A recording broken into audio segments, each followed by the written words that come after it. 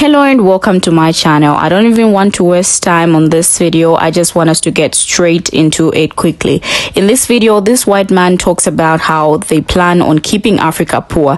He proudly shares how the Western countries are planning on just keeping Africa more and more poor by using different institutions like IMF, WTO, and the World Bank. Now, he talks about how all this is just economics, where the rich declare war on the poor. Now, this really hit hard when I remembered all the atrocities happening in Congo right now. Just yesterday, I posted a video of a Congolese man that set himself on fire just to get people's attention, or to get people to start paying attention to what is happening there. Seeing this man boasting about it is really crazy. They find this normal and funny because it is benefiting them. It benefits them, forgetting that it's at the expense of people's lives, people's homes, their land, their families, people being made slaves, and children being made mine laborers. The rich being in control of the government. He even makes fun of people who believe in democracy, to say there's no such thing as democracy, and those that believe in democracy need to grow up. These systems are set by the rich in order to control the poor countries, which, when, let's say, the IMF starts talking about poverty alleviation, it means there is another game they want to start playing. All these organizations make sure that countries keep on producing what they want them to produce by making sure that they have recurrent balances of payment problems, and it is done in a way that these countries never get out of payment problems. This video clearly explains all the videos I have been posting about Western countries stealing from Africans. Here is the video.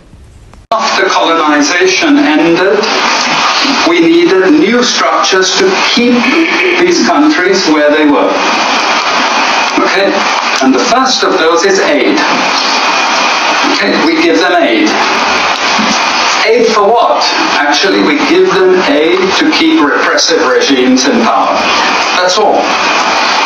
Okay, we're not giving them aid for much more, except a little bit of infrastructure to make sure those raw materials get to the ports and are gotten out of the ground.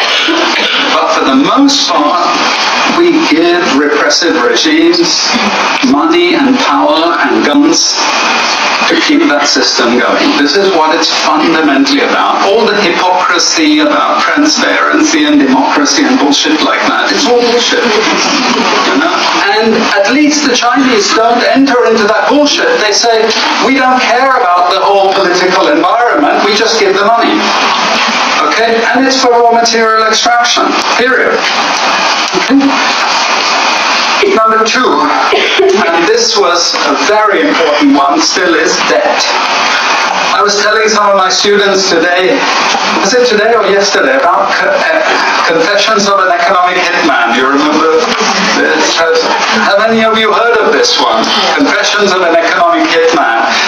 It's a book written by John Perkins, who used to work for a very nebulous, opaque bank. No one had ever heard of this bank, but it was formed in the 1950s by the IMF, the CIA, and the American State Department.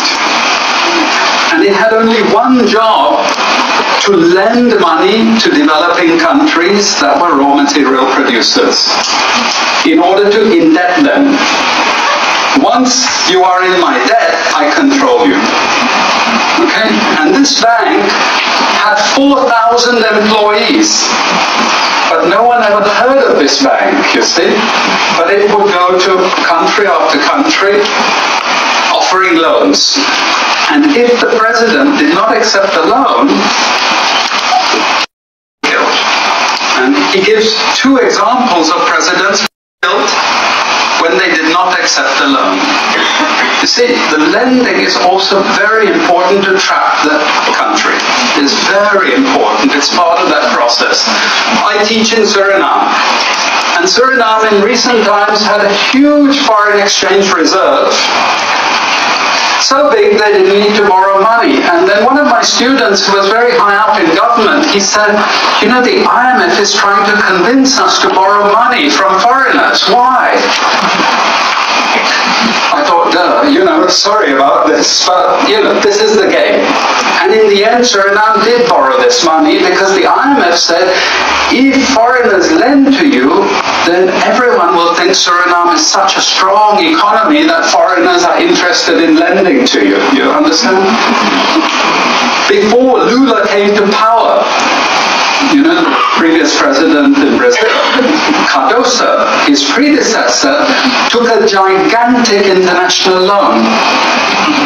No necessity for taking the loan. Why? Because once I catch you with the debt strings, I hold you forever. You are my prisoner. Okay, so debt has been this huge spider's web which has trapped sub-Saharan Africa and keeps them held there. Aid, debt. We have a third structure which is again not known by many people, but it's something that was put in place and continues to this very day, with no one discussing it. No one says anything about it. It is monopoly buying structures. This is for all raw materials and basic agricultural goods produced by developing countries. There are only 4 or 5 Western multinationals that buy all those goods. And they collude between them. So if you take any major product, these Western multinationals, they collude between them. Even if we go down to banana production, we had a PhD done here at the ISS, and the person showed that the 4 or 5 major multinationals, they collude, and in order to make sure their control is total, what they do is they force all the producers to produce the same uniform banana. The crap you buy in the West and has no taste at all.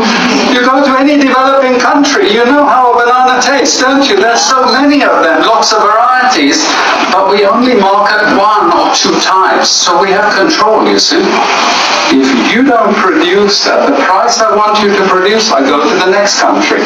You see, we get control. So these buyers, they impose that control, and they keep pushing the prices down and down and down. Okay, this is the game. No one says anything about it. There are no commissions of inquiry to say this is illegal what you're doing. The WTO has nothing to say about this. But sorry to say, if banana prices rose 10 times, especially for people like me who love bananas, okay, I protest. I like my living standards. Okay, it's the same with all the other raw materials, you see. We're all benefiting, we're complicit. We're actually complicit in this because we will protest and shout out if the situation ever changed. Okay, now we come to those international institutions, and I must tell you this from the outset, don't think of them as wicked. IMF, World Bank, WTO. We always think evil creatures, horrible. It's not. It's just economics. It's economic warfare. The rich declare war on the poor. It happens everywhere. It happens in a country. The rich control the government. Of course they do. You really believe you have democracy? Come on. Grow up. This is not about people living in democratic systems. What we have is the rich control. The rich set up these institutions explicitly to control the poor countries. And they don't give them much room for maneuver. Which incidentally, when the IMF starts talking of poverty alleviation, you should also understand that there's another game they're also starting to play, which I'm going to come back to later. But what do these institutions do? What does the IMF do? What is structural adjustment about? It's about making sure countries keep producing what we want them to produce. we make sure they have recurrent balance of payments problems. You notice these countries never get out of balance of payments problems. You notice that? Whereas countries that never took IMF support are always out of balance of payments problems. But the countries that are continuously getting advice and support by the IMF, they're always in balance of payments problems. Why? Because that's the way we keep our stranglehold on them. And that's what we have done. We have done the IMF and the World Bank. And they've also done something very, very important. And that is they have destroyed the self-sufficiency of these countries. Colonization started it. Okay? One of the most important things is we destroy food self-sufficiency. Okay? And the World Bank continued it. They forced most countries to eliminate all food subsidies and food support. Okay? Because once you don't produce your own food, I increase my control over it. How do we know this? Well, a very funny thing happened some years ago. Not so funny, actually. It involved starvation of a large number of people in Malawi. Okay? Many of you could remember this because it was really tragic. But the Malawian finance minister, who was under terrible threat at the time, suddenly broke ranks and he said, well, you know why we have this famine? Because one of the conditions of the loan given by the World Bank was we destroyed all our grain surplus stocks. Why? Because remember, we want you dependent. 1970s, the US Senate, the US Congress said, we will not allow Latin America to produce their own food. We will start a strategy involving the IMF and the World Bank to destroy food self-sufficiency of Latin America. Then they will indeed be our true backyard. And that's exactly what they've done. Look at all the Latin American countries. Look at them. They used to be food self-sufficient, but they're no longer food self-sufficient. Now here comes the kicker. This is the beautiful part of it. I congratulate them. You know I admire them because they do it so well. Okay? I know it sounds really perverse. But we have now in the WTO something called the Agreement on Agriculture. Okay? You know what that Agreement on Agriculture says? It says, if you don't have any subsidies, you're not allowed to put these subsidies on food. But if you have subsidies and income support for food production, you can keep them. Who has all the subsidies and income support? US, Europe. The largest budgets in the world for supporting their farmers are Europe and US. But the World Bank and IMF have destroyed all those subsidies. You see, all those subsidies have been destroyed. And now we're telling these countries, you don't have subsidies, tough luck, you know. You see, we're keeping them dependent. We're keeping them on a string. I have 5 minutes, so I have to be choosy about what I say next. We have lots of examples in the WTO to really stop Africa industrializing. This is the crucial thing. We cannot allow them to produce manufacturers. It's not difficult. Trust me, it's difficult. We need nationalist governments. We need them committed to industrialization, and it won't take them a decade to move out from where they are. This is the fundamental point. It's not difficult. But this next round of the WTO is designed to block that. If we had time, I would go through all the different things that they're trying to put into place to block anyone else getting on top of the ladder. You've read this book of Arjun Chang, Kicking Away the Ladder. You see, when we become rich, we make sure the others can't climb up the ladder and join us. Okay? And this is what this next Doha round is about. It's to make sure, especially sub-Saharan African countries, do not escape. Since I have about 3 minutes left, I'm going to go to this economic ideology thing, because this is important for academics. You see, we teach, in many cases, garbage. And it doesn't hurt anyone, a lot of this garbage. You know, it's just blah, blah, blah, blah, blah. And we don't know what we have learned, but anyway, we were there at the university and you got a certificate and you go away and you feel you've learned something. But sometimes we teach very destructive things. And no more important than when we're teaching people from developing countries. Okay? And one of those very damaging and destructive things is the doctrine of comparative advantage. It's a lie from beginning to end. It's utter crap. It has been decimated many times, but we keep it in every curriculum. Why? Because it tells sub-Saharan African countries that their destiny is to produce raw materials, you see. And if you produce raw materials, you get rich just like we are in the West. You see, this is the game we're playing. And just for you to be totally confused, we normally build models with it, mathematical models. So you really have no idea what we're talking about. But it seems all very scientific. Then we have the modern version of this is because it's all a failure, we know it's a failure, we now have a new generation of economists saying, it's only a failure because you're all corrupt in your countries. We call that new institutional economics. You've all probably learnt it all, but you didn't know why they invented it. It was invented to tell you the same thing. You should keep producing raw materials. Now, don't be as corrupt as you were before. Nobody ever told you that aid was designed to actually start the corruption process in the first place. Okay, and we need corruption to make sure you're doing all these things. But now we blame the victim. You're poor because it's your fault, basically. And you're poor, stupid, and corrupt, basically. This is the message that we're giving people.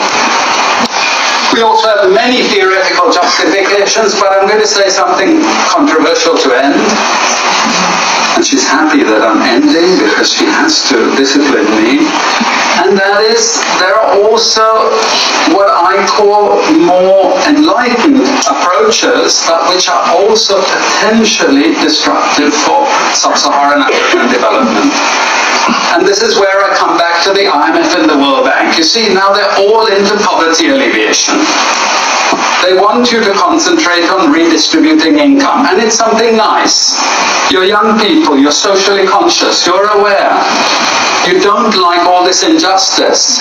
So you gravitate towards what we call pro-poor strategies.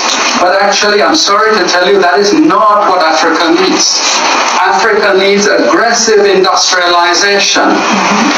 When China was a communist country and we had equal distribution, who feared China? Who took them seriously? They weren't even the size of the Netherlands. But today, I can't open an internet site. I can't open a magazine. I can't open a newspaper without China, China, China, China. And we know what has built China. It's not socialism or communism, it's capitalism, guys. It's manufacturing, it's production. This is what creates employment. This is what creates the jobs. I'm not pro-capitalist, but this is the reality, and unfortunately, we're now going to get caught with the good cop, bad cop. The good cop is now IMF saying, oh, you must concentrate on poverty reduction and income redistribution, as long as we can take you away from industrialization. This is the crucial thing. You know? I leave it at that. And I'm sorry I took so much. Now, it is said that the goal of the IMF, which is a long-term goal, is to end poverty in Africa, underpinned by peace, democracy, and the rule of law, development of social and physical infrastructure, and the full participation of African countries in international trade. Now, all of these systems mentioned are what they put in place in order to control Africans into producing what they want them to produce. He talked about democracy, which is being mentioned here. It is in Africa that the future of the world is being played out, because it is in Africa in particular where the forces that have yet to make their contribution are found, wealth in economic terms and wealth in human terms. At the IMF's creation in the 1940s, no one expected Africa to be an important part of the fund's membership of a major focus of its work. Of the 40 original members, only 3, Egypt, Ethiopia, and South Africa, were in Africa, and they were scarcely representative. Egypt was and remains more closely associated with the Middle East, and South Africa was under white minority rule. Between the Sahara and the Transvaal, Ethiopia was almost alone and as an independent post-colonial country. That situation began to evolve in 1957 when the newly independent countries Ghana and Sudan became IMF members.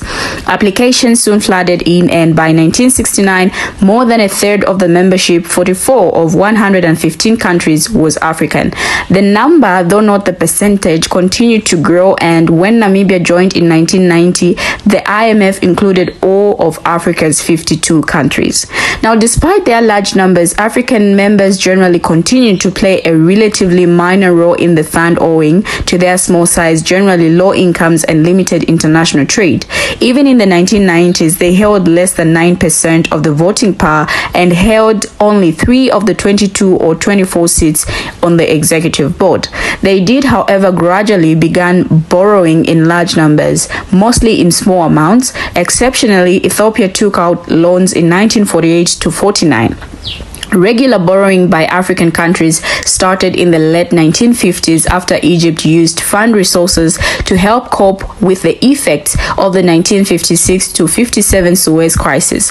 By 1975, the fund had credits outstanding to 19 African countries, a third of the borrowers, but totaling just 8.4% of the total portfolio. Lending to Africa increased dramatically in the late 1970s. From 1975 to 1982, the percentage of outstanding credits owed by African countries more than tripled to 28.6%. This surge resulted from these separate developments. IMF credit outstanding to African countries hit an all-time peak at the end of 1985 at $9 billion owed by 38 countries. Lending continued unabated, and nearly half of the countries in Africa were prolonged users of fund resources for at least part of the 1990s.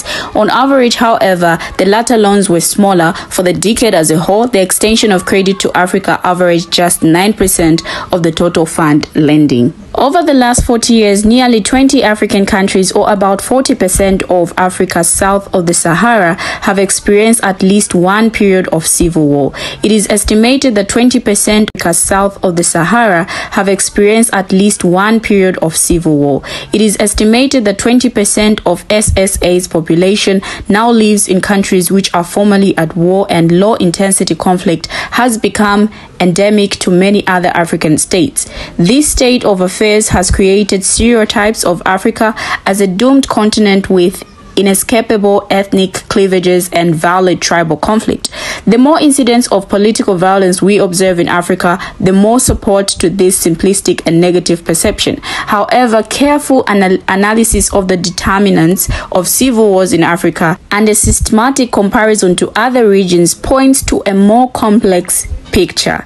Why are African countries at war? It is because some Western countries are funding these wars. Let's take a look at what's happening in Congo. They're busy funding a genocide, all because they are benefiting from Congo's natural resources, making children mine minerals with their bare hands, women being raped, and a lot more of other atrocious acts being done to the Congolese. Not only are they funding wars, they have destroyed self-sufficiency of African countries, which was started by colonization, by destroying self-food sufficiency because they always want to be in control. Now, European nations divided Africa between them to prevent conflict from the increasing competition for resources. The Berlin Conference in 1884 gave each European nation exclusive control over separate territories. Custom duties were the preferred revenue, and infrastructure investments were restricted to ports, railroads, and roads to facilitate exports. This outlines the colonial administration's role to facilitate exports by securing land and labor, enforcing law and order, and raising revenue through indirect rule, and the three implementation models used by the colonial powers, which covers the impact on food security. Now, securing land and labor for export crop production was hampered by existing food production systems, cottage industries, and domestic trade. European access to land, mines, and forests was achieved by vesting land and resources in the administrations. African farmers had access became conditional to the delivery of export crops, and food requisitions for the mines, public works, and colonial administration.